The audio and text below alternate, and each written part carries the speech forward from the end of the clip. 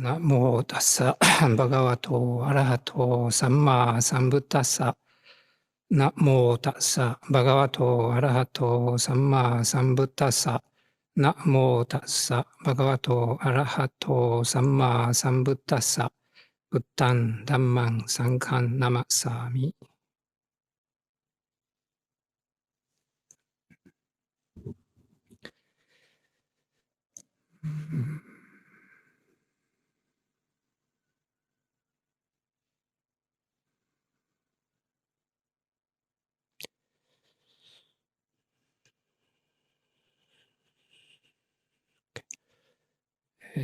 So this evening,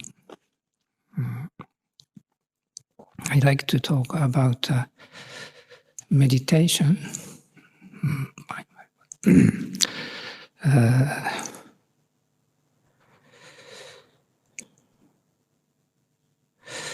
I think many of us see meditation as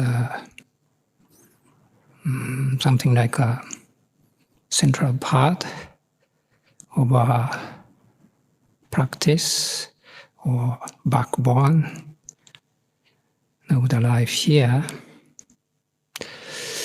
And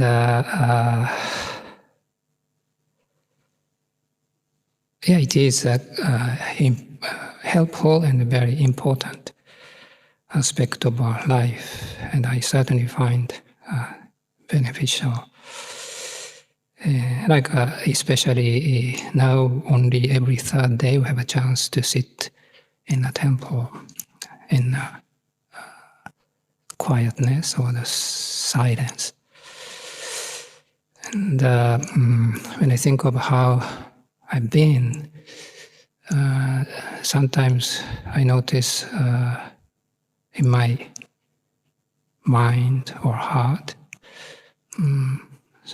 sometimes quite amount of contents, sometimes bit of heaviness, other times much lighter. It varies, but I can see changes. And I think a few days ago I was talking with someone, I think talking about the same theme, not in a great extent, but meditation and what we call practice.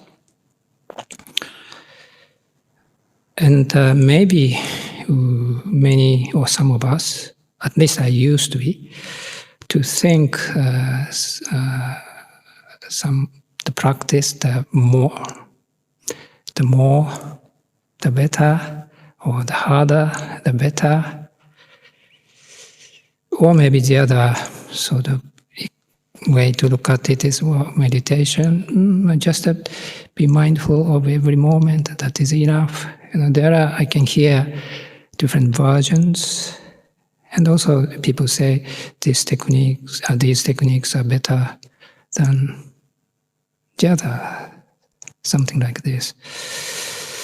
And when I was talking with this person, the word came up to me is, we can talk about, let's say, quantity or contents, method, but to me, what is crucial is whether it is based on samadhi, right understanding or right view, as translated in English. And it is the first one of Eightfold Noble Path. And here, I do not necessary to think of doctrinal understanding what is samadhi, or conceptual analysis of what is samadhi. Yes, there are texts and also important words in the suttas we can find, and certainly I wouldn't dismiss it, and they are important pointers. But when I say the practice based on samadhi, it doesn't mean to be caught up in the reading and the thinking, and then again the idea of the more I research, study, the better. That kind of approach. Here, at least in my experience or in my approach, what I would call rather intuitional understanding of what is samadhi.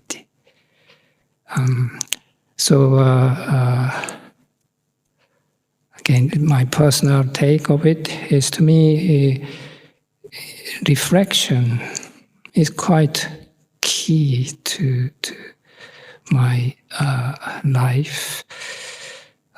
When I said intuitional understanding, how do you do it? And often I come back to certain phrases as a place of reference or reminder.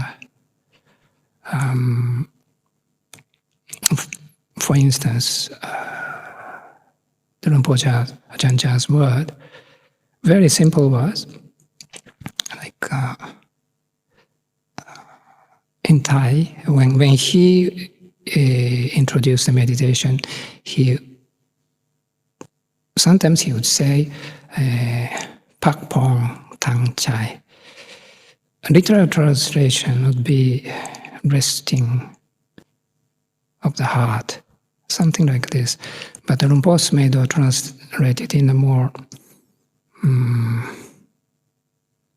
anyway, his translation is the holiday of the heart. And it may work because it's in English word to use the holiday may reach our heart more directly, at least to me. And why holiday works so well is opposite of holiday. Maybe we tend to work hard, trying to find something, trying to get something, or opposite of get rid of problems, defilements, fixing the various challenges and so forth.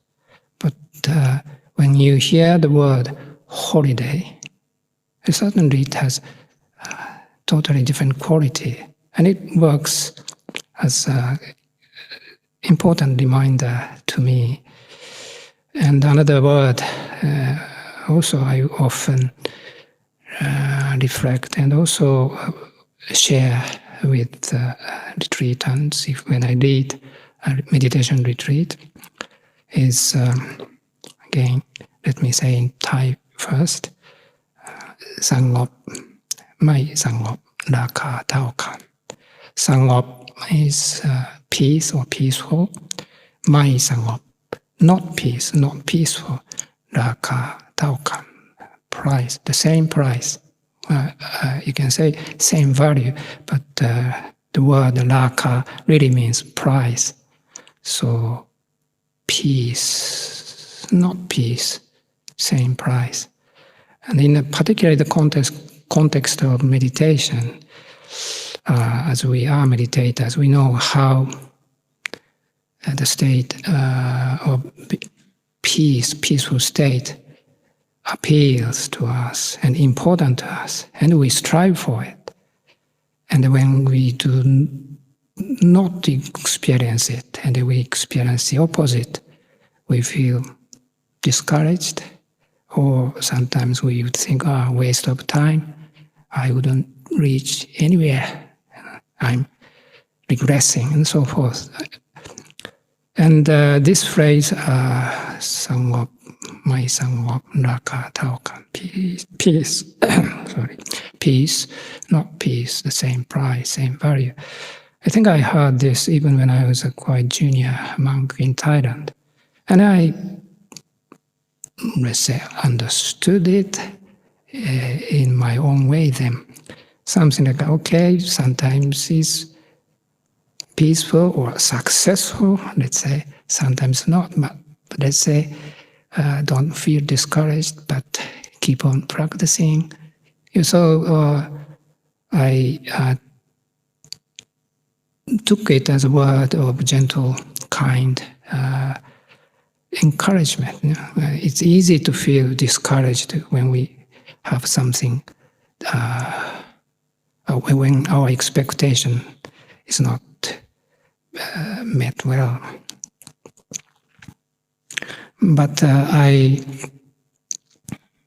reflected, in fact, since after I came to UK and then listening to Rinpoche Meadows talk more, the same praise gave me more significant message. So when we relate to this phrase, peace, not peace, same price. And what I would do is just like a mental exercise. It's not just that analyze it intellectually, but bring it to my heart to feel it. Sangha, peace. Yes, this is very important. It is so appealing. And I like it. And opposite. My Sangha, not peaceful. Yeah, certainly I do not like it. My heart can sink.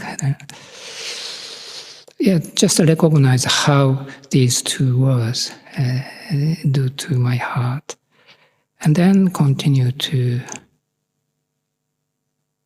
feel the word Raka Taokam, the same price.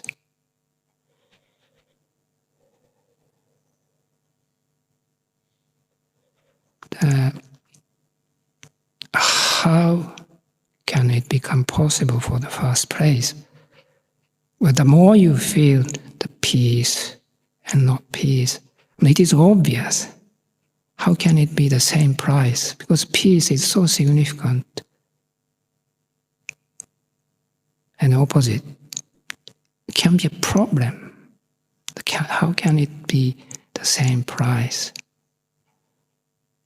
And yet, when you just do this mental exercise internally, some peace, not peace, same price. If I manage to find this place of same price, what is happening? Or what does it mean, same price? Certainly cannot be the same price if we put the price.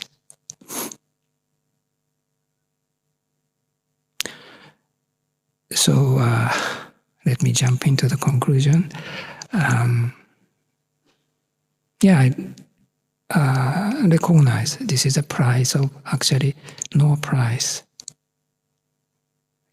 Yes, the word is same price, but in fact, whenever we think of price, good practice, advanced practice, and so forth, the price is there. And then better stuff, worse, that will be immediately there. But this place of no price, Raka Taokan, same price or no price, Raka Taokan.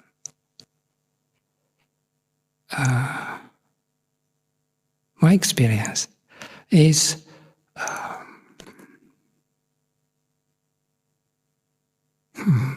yes, you may say peace again, but different kind of peace. And also sense of ease, safe. Why is it safe? Because when we think of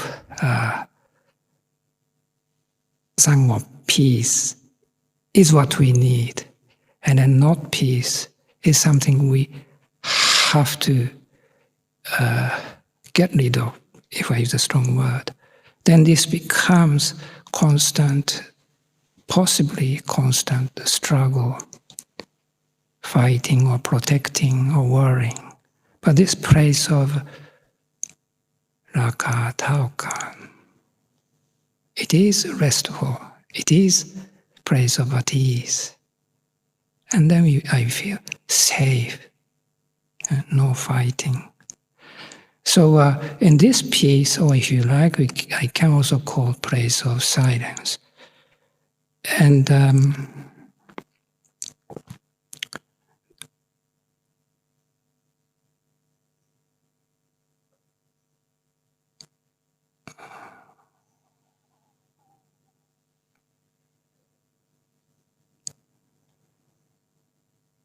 the peace, usually when we particularly think of peace, not peace, same price or no price,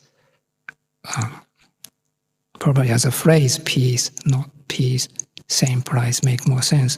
So when we think of this peace, we may think in terms of how to make it, how can we reach there. This kind of approach. But when we reflect on this peace, non-peace, not peace, same price, it is actually not like achieving anything or like working hard, 50% to 70%, maybe tomorrow 80%, so that I will reach 100% sometime later. Or this is excessive part, we have to reduce, remove it, or between 50 and 60 there's a gap I have to fill up. That kind of thinking and approach. But when we reflect on peace, not peace, Raka Taukan, same price, it is actually that peace is, we can recognize this already, always available. Simply whether we allow ourselves to fall into the realm of giving prices, or if you like, the way of becoming, another word. So when I say also silence, peace or silence, this place of the same price or no price, silence means not necessarily in the sense of absence of noise, absence of sound, rather silence of movement of becoming, element of becoming, falling into mode of becoming, rather simply resting, silence, peace. So what I said, holiday of the heart, all comes together in that place. And actual experience is the one of at ease and safety. Or, if you like, unburdened. Because whenever we think of how to reach there, how can I get there, which stage I am in, am I progressing, this kind of way of looking at, it is actually burdening, at least my heart. That way of looking at our practice or even our life or our being. But instead, let me repeat again, peace and not peace, the same price, Raka Taukan. To be able to recognize this place or to be able to come back to this place, to me, I can use the word, it's a blessing too. If there's no place like this, it would be quite challenge, constant challenge and difficulties, because we never know. Just the nature of our being is, as we learn so repeatedly anicca, dukkha, anatta, impermanent, unsatisfactory.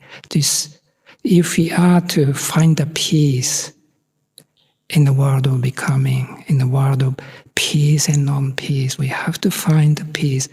We have to run away, give up, or take control over something we do not like. This is really not guaranteed and also very exhausting. But by being able to notice and even to be in this place of raga, tauka, same price, also this, to me, the sense of unburdened.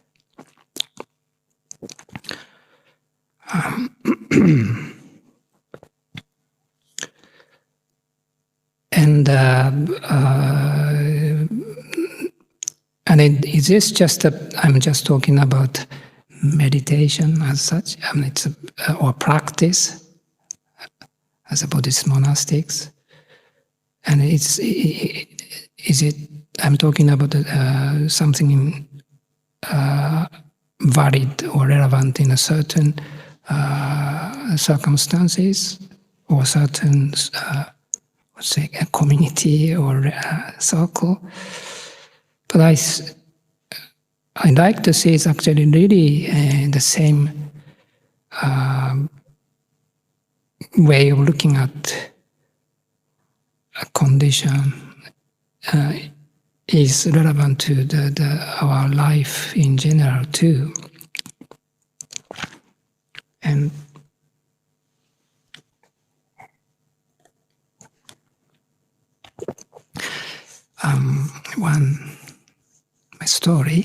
my own story. This is also I often mention in the retreat I lead or in the Dhamma talks. If you heard already, please forgive me. It was almost 20 years ago. I can say it was 2002. I was still pretty much new to this country. After 2 years in this country, and I had opportunity to go to Tudon, wandering in the countryside. And it wasn't on my own. I had a friend, he was ex-Samanera, ex-novice. So we walked together. The road is along the ridgeway. We have a Chilton hill here, so to one part of a ridgeway we walked, and then we followed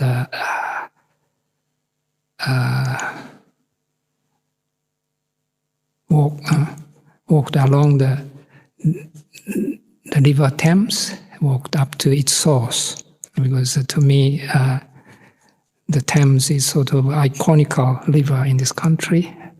So I thought it's nice to follow even up to its source.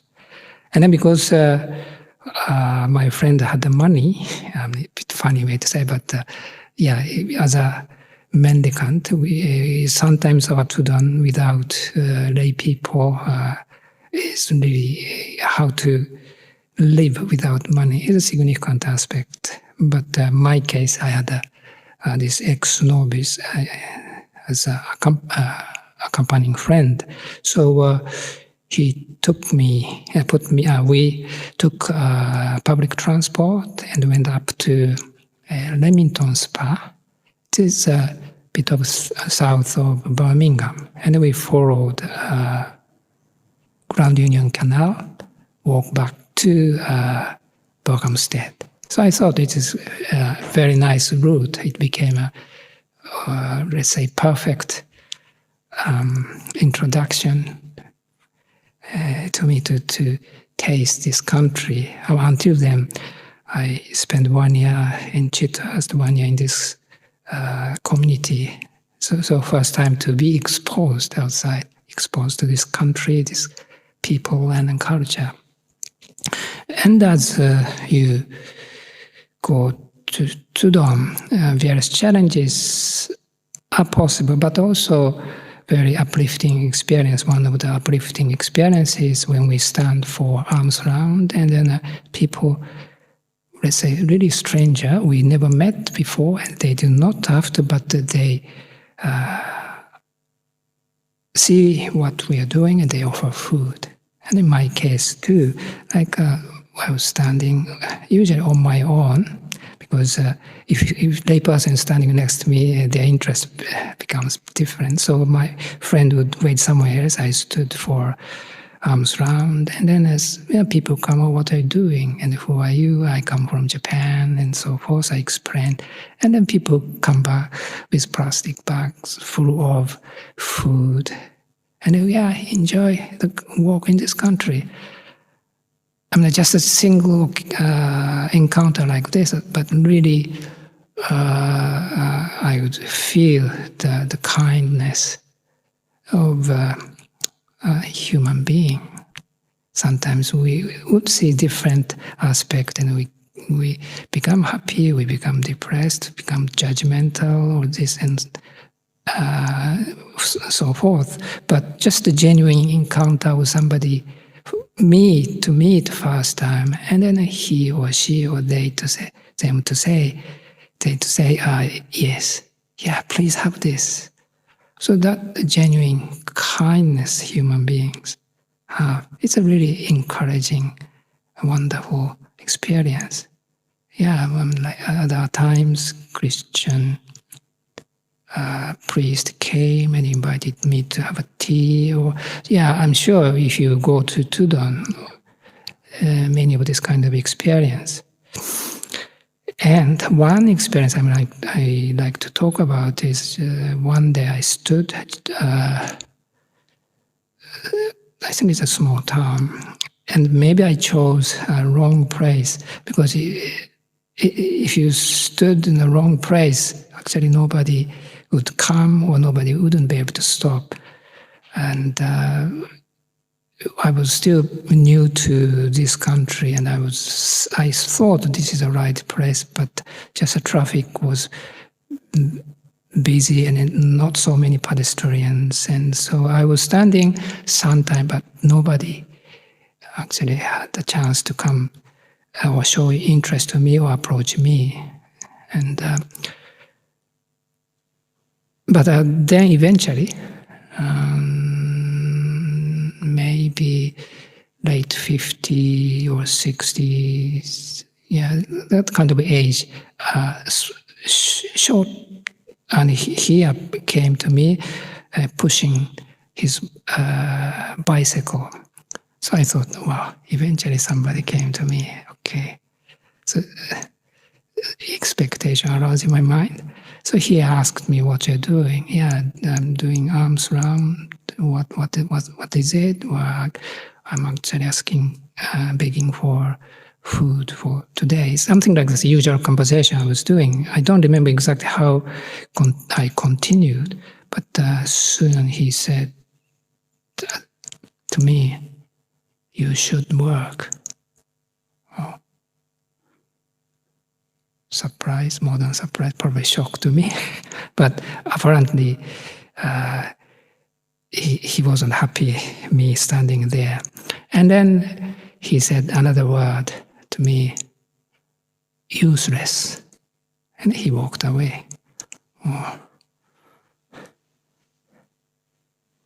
And I was standing on my own, hungry, looking for food, let's say. And I was very much new to this country, nervous enough.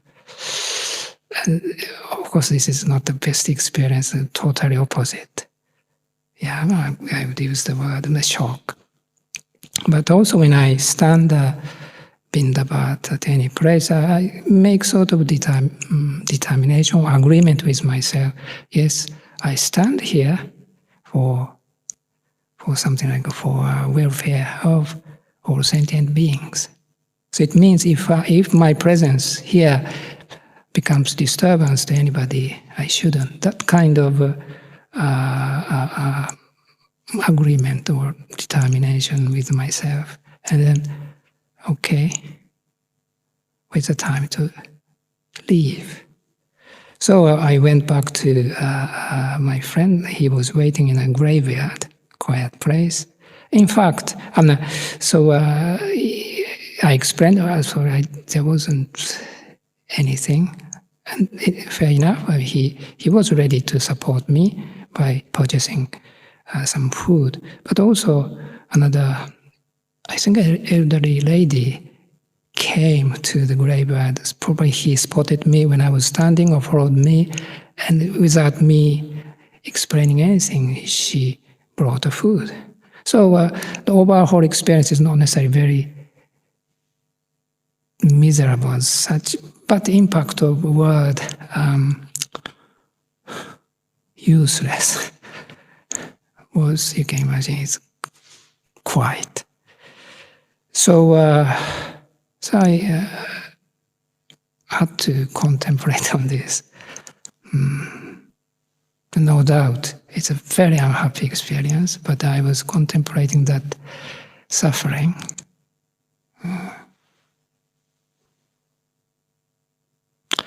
And I noticed that the voice in myself, something like just to start with, what is this suffering? Why do I suffer? Something like this. And then the voice was, I wanted to be accepted. Or if you like, I wanted to be loved. Something like this was in me. So it was emotional content there. And when I actually relate to that emotional content in my heart, how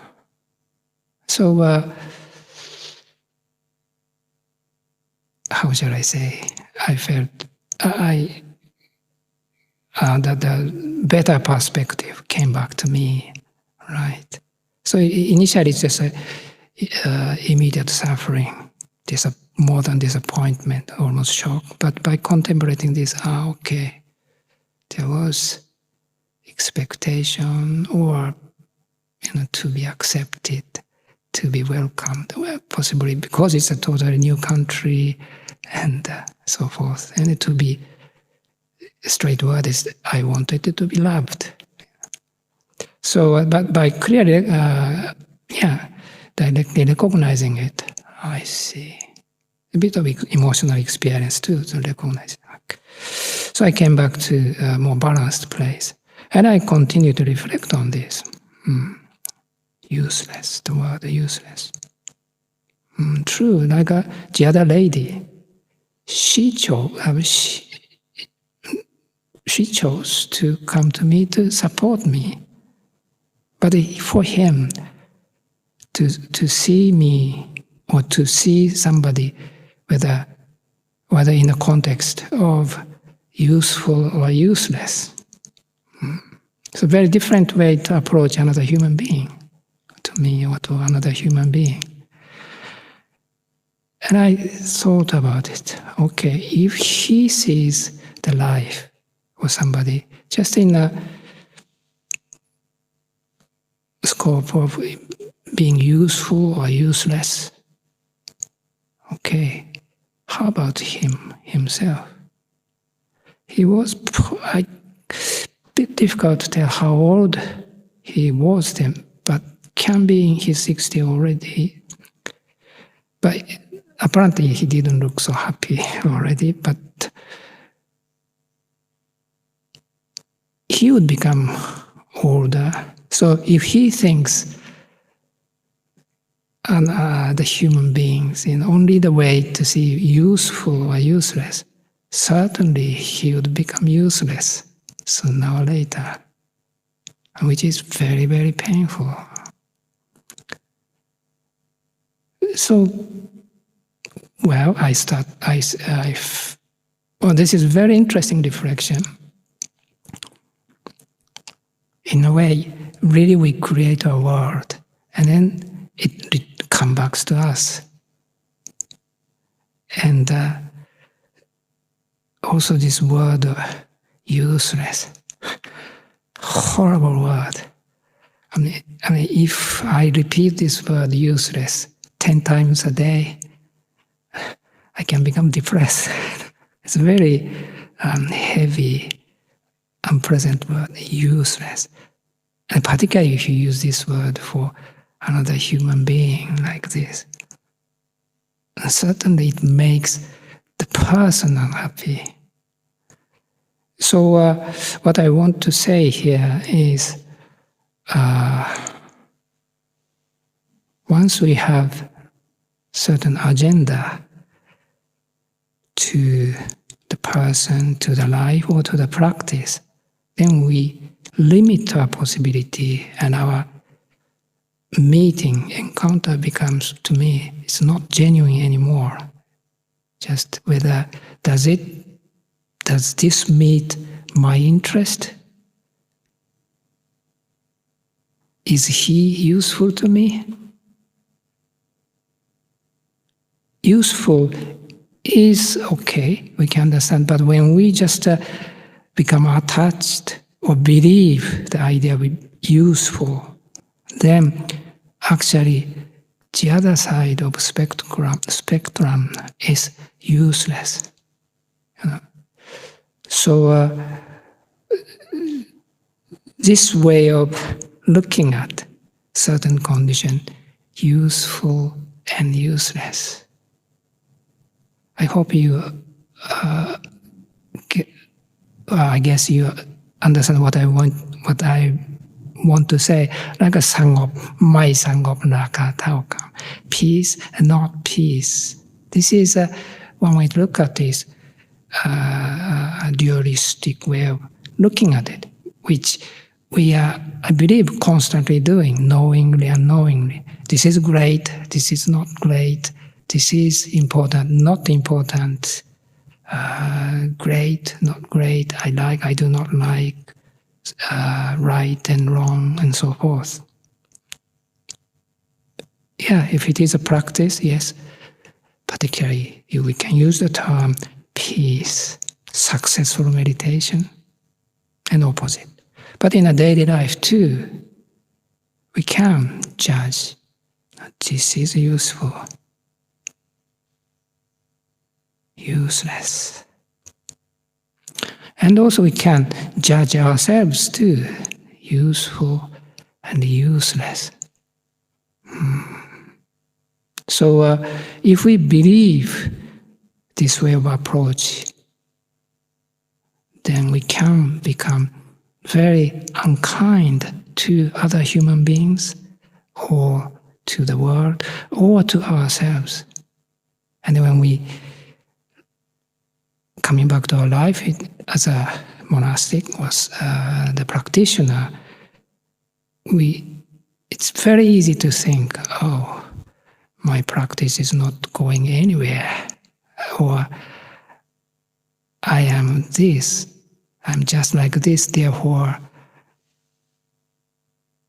I'm not worthy of that kind of, I'm using a strong word, but when it becomes really extreme, the word useless can arise to say, what's the point of being here?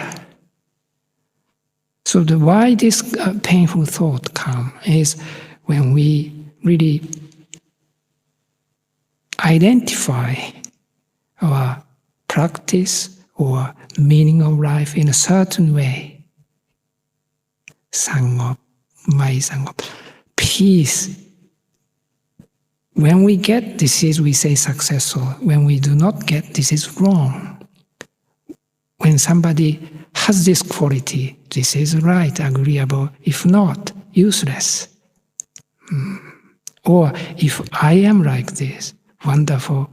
If it is not, I'm a failure. Sorry, it's a strong word, but this is, we are capable of doing this, either knowingly or unknowingly. But I think it is very important to recognize, by reflecting, example of this sangop, my sangop, raka taoka, same price. same price. And this praise is actually, this praise allows to meet certain person, certain situation in a total way. If we bring agenda, this should be this. This shouldn't be that. We just limit and believe that is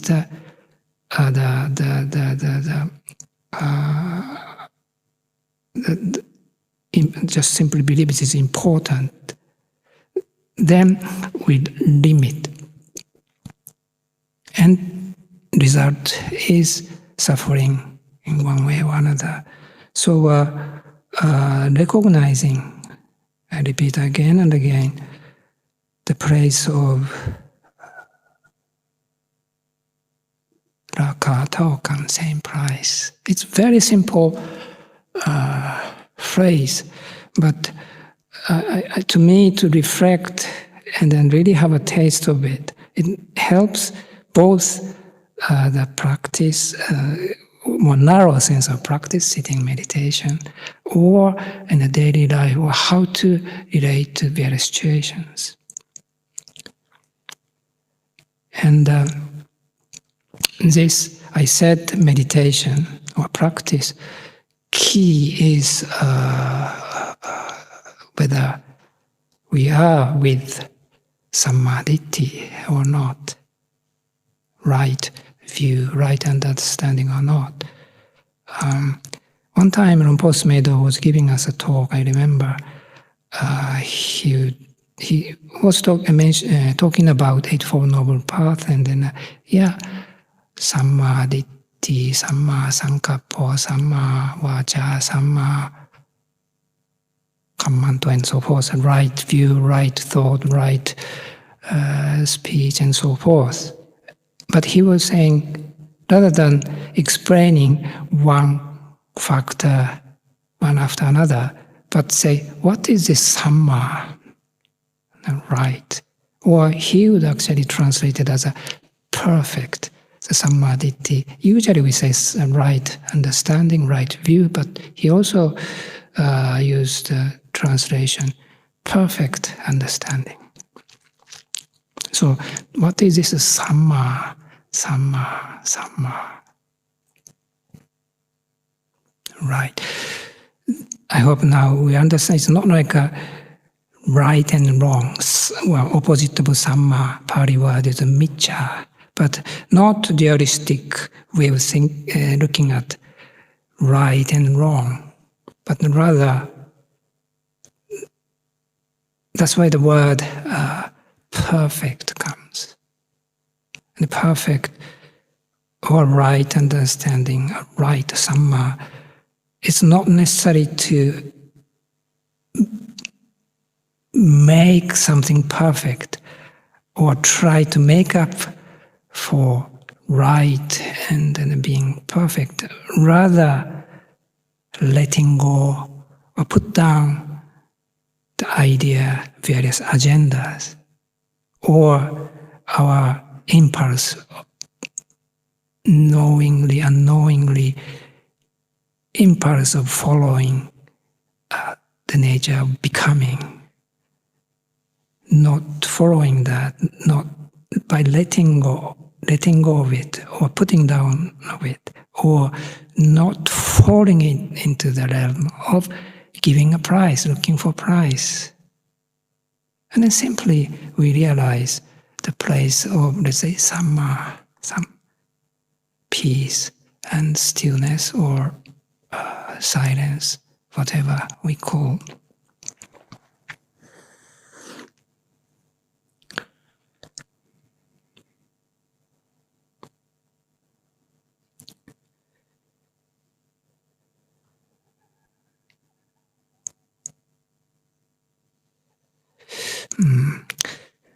Let me speak one more story, because I'm talking about the useful and the useless. And this is what happened in Japan about 4 years ago. It became very heavy news. There was a, what's the English word? There was a group home for intellectually disabled people. So those who are living there is intellectually disabled, and then the condition is rather very difficult. Many of them wouldn't be able to communicate well. So the carers, they need a full attention of carers. Then what happened is, young man, about 25 years old, he went into this group, this place, nighttime, and killed about 20 of them, one by one. Even to say, checking how is the condition, is he or she can communicate, talk, or if he can, she can. If he or she cannot, healed. It's horrible to say, and for you to hear it's too much, but if the person is just cannot communicate, then he would kill the person. And about 20 people, innocent lives are gone. So it's a very painful, shocking news. And he was saying, the man saying, these people are burden to the society. Just, I can use the word really useless.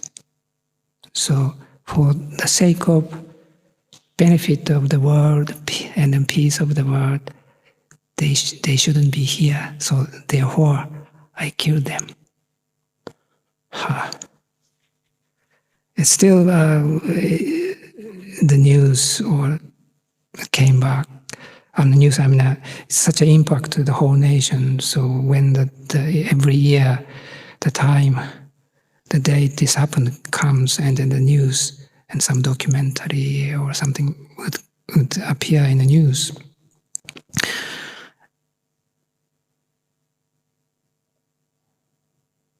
And I do not want to go to too much detail about it, but really here too, extreme case of looking at the human being's life in a certain way.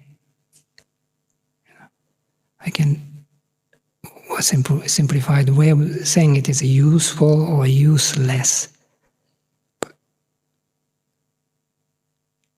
And when I reflect on this, it's so painful. But also, it's not that we say, "Oh, he's crazy. His view is too extreme." Possible, but is it really somebody else's problem, or what? When I reflect that, this tendency I can see internally to reject or refuse something I do not like, something I do not understand, something strange to me. Yes, internally we have a variety of experience, the spectrum of agreeable to disagreeable, understandable, not understandable, and so forth. So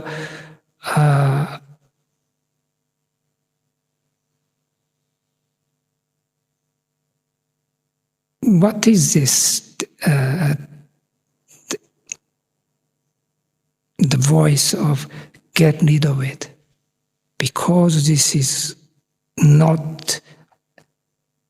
There's no meaning there. No use, so get rid of it, reject, out. Very strong word I'm saying, but in fact what happened is killing, such a extreme consequence. But actually in our heart, when we have something we do not understand, we do not agree, we do not know. I can say me too. Easy to go to the movement of rejecting, refusing, ignoring, these kind of things. So when I think of this useful, useless, this kind of paradigm, actually to recognize in ourselves how what is even something we see it as a miserable, regrettable, something we do not like, we can't be proud of it, or we feel guilty about, and so forth. But this is very much our human experience. But whether we just see it as something wrong, or to be able to accommodate all these weakness, irrational side of it, something we really do not like, to be able to have inner perspective. And is it possible or not? So when I reflect this, really how we approach to the practice, how we approach to the meditation, how we see our own beings, to me it is all related. So that when we sit like this, and yes, sometimes not necessarily peaceful, yes, quote unquote, sometimes very difficult contents, sometimes confusing, sometimes very encouraging, promising, and so forth. But it's not about find the best answer there, but to recognize the praise of Raka, Taukan, same price. This is, to me, now I can see more clearly that this is a place of actually very human praise. It's no doubt about going to say useless, get out. You're not allowed. But that voice can come to ourselves so painfully. So how can we learn from this?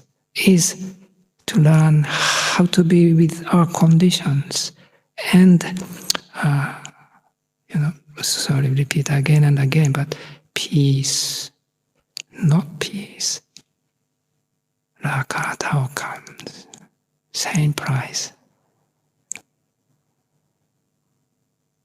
So to practice like this, to me, like also learning my word, learning how to be human. We have a word, judgmental. So whenever, as soon as we have a certain agenda, this should be what I needed, what I expect from this person. We may see simply just as a function, whether it meet my need or that way, or to see our own beings in a just very limited way, which is very unfortunate and not necessary. So, sitting in meditation, Sangho, Mai Sangho, Raka, Taukan, same price. Praise of Samadhi, right understanding, perfect understanding. This is what we need. This is what we need to learn. In this way, yes, meditation is very important, very essential. And this is the meditation is the opportunity to learn what is Samadhi, or come back to recognize and come back to the place of Samadhi.